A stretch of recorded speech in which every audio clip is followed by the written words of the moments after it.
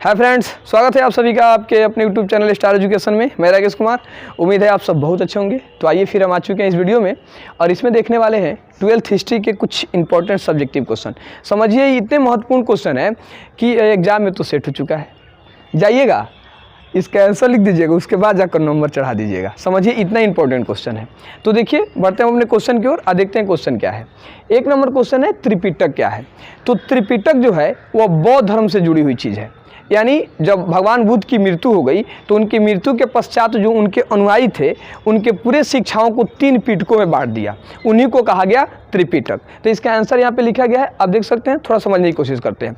त्रिपिटक का शाब्दिक अर्थ होता है 3 टोकरियों का समूह, जिसमें क्या रखा जाता है, पुस्तक रखा जाता है। पुस्तक में जो भगवान बुद्ध की शिक्षाएं थी उनको एक जगह एकत्रित किया गया, उसी को कहा गया त्रिपिटक। और त्रिपिटक 3 जो धर्म 3 सूत्र देखिएगा, एक में था सुत पिटक, विनय पिटक, अभिधम पिटक। 3 पिटक यानी 3 पिटक था, उनके शिक्षाओं के समूह 3 था। पहला है सूत पिटक, दूसरा विनय पिटक और तीसरा अभिधम पिटक। सूत पिटक में उनके सिद्धांत मिलेंगे, यानी सूत माने सूत्र, सूत माने सूत्र, यानी भगवान बुद्ध के सिद्धांत मिलेंगे। किस पिटक में? सूत पिटक में। विनय पिटक यानी वो विनम्र होंगे। जब आपके पास आचार विचार आ जाएंगे तो आप ऑटोमेटिक विनम्र हो जाएंगे। तब विनम्र में क्या मिलेगा? विनय पिटक में उनके आचार विचार मिलेंगे। किनके? भगवान बुद्ध के। ऑब्जेक्टिव क्वेश्चन भी पूछता है कि विनय पिटक में भगवान बुद्ध के क्या मिलते हैं, तो उनके आचार और विचार मिलते हैं आपके विनय पिटक में। अभिधम पिटक में उनके दर्शन मिलेंगे, यानी धमाधम होगा तब जाके दर्शन होगा। आसान थोड़ा है भगवान बुद्ध का दर्शन करना। तो धम पिटक, धम का मतलब ज़्यादा धमाधम होगी तब जाके उनके दर्शन होंगे। इस तरह से आप इसे याद कर सकते हैं। तो सूत पिटक समझ गए। सूत पिटक में उनके सूत्र मिलेंगे, अर्थात उनके सिद्धांत मिलेंगे। तो भगवान बुद्ध के सिद्धांत किस पिटक में मिलते हैं? सूत पिटक में। विनय पिटक में यानी विनम्र होंगे, वह विनम्र यानी आचार विचार आपके पास शांत आएंगे तो ऑटोमेटिक आप विनम्र हो जाएंगे। अभिधम पिटक ज़्यादा धमाधम होगा तो दर्शन होगी। इस तरह से यह भगवान बुद्ध के 3 पिटक आपके हो गए। भगवान बुद्ध से जुड़ी चीज़ें कुछ और हम आपको बताते हैं, देखिएगा। ऑब्जेक्टिव क्वेश्चन भी बहुत सारा पूछते रहता है। भगवान बुद्ध की जन्म कहाँ हुई थी? लुम्बिनी कपिल वस्तु आपके नेपाल में है, वहाँ उनकी जन्म हुई थी। भगवान बुद्ध की जन्म कब हुई थी? देखेंगे यहाँ पे, बोलिए आंसर इसका। कहीं जगह तो है नहीं कि लिखा जाए, यहाँ पे लिखते हैं ना। भगवान बुद्ध के बारे में थोड़ा देखेंगे। भगवान बुद्ध का जन्म कब हुआ था? 563 ईसा पूर्व, ठीक है ना। 563 में इनकी जन्म हुई थी कपिल वस्तु लुम्बिनी में, जो नेपाल में है। इनके पिता थे सुदोधन, यह शाक्य कुल के थे। ये सब इंपॉर्टेंट क्वेश्चन एग्जाम में पूछता रहता है। तो भगवान बुद्ध किस कुल के थे? शाक्य कुल के थे। इनकी पिता का नाम था सुदोधन, इनकी माता थी महामाया। महामाया, अब थोड़ा सुनेंगे थोड़ा। महामाया, महामाया इनकी माता थी, लेकिन माता से इनकी माया छूट गया। यानी इनके जन्म के 7वें दिन बाद इनकी माता की क्या हो गई? मृत्यु हो गई। यानी ऐसे याद रख सकते हैं, महामाया से माता क्या हुई, मतलब माया इनका छूट गया। किनका? भगवान बुद्ध का। तो महामाया जो इनकी माता थी वो 7वें दिन बाद मर गई। इनके पिता थे सुदोधन, और सुदोधन की एक साली थी प्रजापति गौतमी। अब साली से शादी कर लिए तो भगवान बुद्ध की सौतेली माँ कौन हो गई? प्रजापति गौतमी। तो भी क्वेश्चन पूछता है कि भगवान बुद्ध की दूसरी माँ यानी सौतेली माँ कौन थी? प्रजापति गौतमी, जो सुदोधन की क्या थी? साली थी।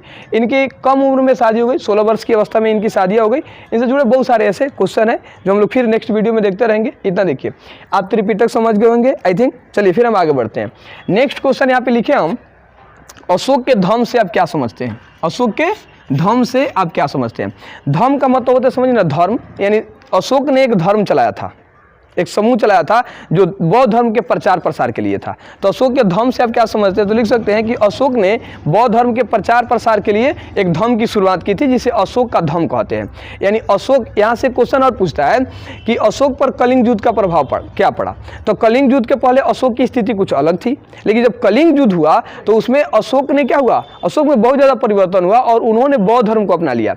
जैसे मैं बुद्ध की शरण में जाता हूँ, मैं संघ की शरण में जाता हूँ, मैं शर्म की शरण में जाता हूँ। बुद्धम शरणम गच्छामि, बुद्धम शरणम गच्छामि, अब बुद्धम संगम गच्छामि, यानी मैं बुद्ध के शरण में जाता हूँ।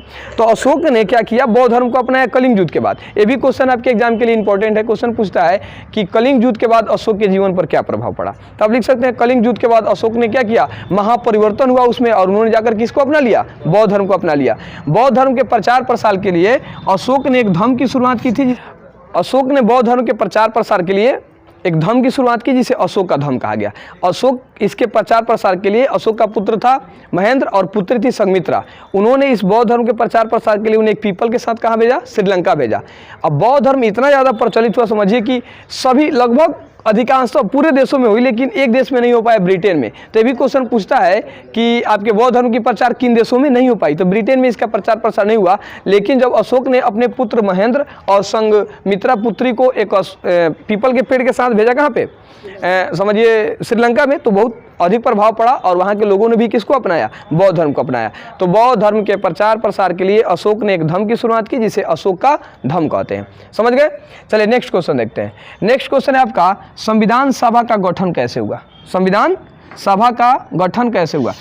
जगह नहीं होने के कारण इसका आंसर नहीं लिखा गया है, हम उसको बताते हैं, आप लोग समझकर आसानी से लिख पाएंगे। इसे समझने की कोशिश करते हैं, ये लैंग्वेज वाले हैं। इसमें जो इंपॉर्टेंट पॉइंट है उसी को याद रखते हैं, इंपॉर्टेंट फैक्ट्स को, बाकी तो इस लैंग्वेज वाले इसको लिखना है। इसमें पॉइंट क्या याद रखने वाली है, इस चीज़ों को हम समझते हैं। का गठन कैबिनेट मिशन के तहत हुआ।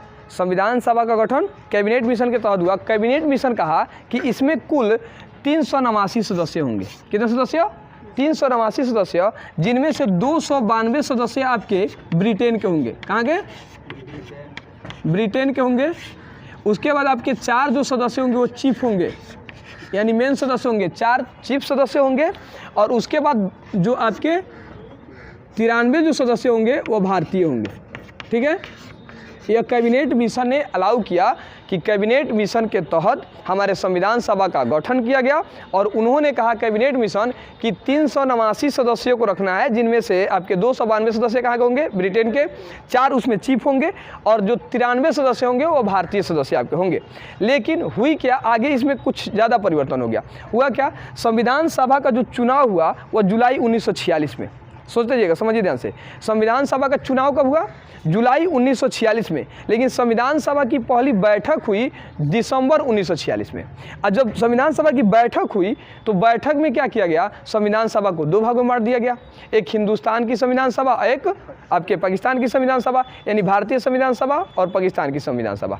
अब यह कंडीशन चेंज हो गया। हुआ क्या कि जब भारतीय संविधान सभा की गठन अलग हो गई तो भारतीय संविधान सभा में मात्र 299 सदस्य। ठीक है, तो संविधान सभा में कुल कितने सदस्य थे? 299 सदस्य थे, जिन्होंने संविधान सभा का सदस्य 299, और उन्होंने अपना काम पूरा कब किया? 26 नवंबर 1949 ईस्वी को। कहने का मतलब संविधान बनकर कब तैयार हो गया? 26 नवंबर 1949 ईस्वी को। थोड़ा आगे देखते हैं। यानी अब आपसे यह क्वेश्चन हम कह दें कि संविधान सभा क्या है, ये भी तो हो सकता है जी। ये खाली यह क्वेश्चन पूछे कि संविधान सभा क्या है, तो संविधान सभा कहने का मतलब होता है कि चुने गए वैसे जनप्रतिनिधि जो विशाल संविधान नामक जो आपका दस्तावेज है उसको लिखते हैं, उसे क्या कहते हैं? संविधान सभा कहते हैं। तो संविधान सभा, भारतीय संविधान सभा में कुल कितने सदस्य थे? 299 सदस्य, जिन्होंने अपना काम 26 नवंबर 1949 ईस्वी को पूरा किया और उसे लागू किया गया 26 जनवरी 1950 ईस्वी को, जिसके उपलक्ष्य में हम लोग प्रतिवर्ष क्या मनाते हैं? गणतंत्रता दिवस मनाते हैं। तो इस तरह से ये क्वेश्चन आपका क्लियर हुआ। आप एक इसका स्क्रीनशॉट लीजिए।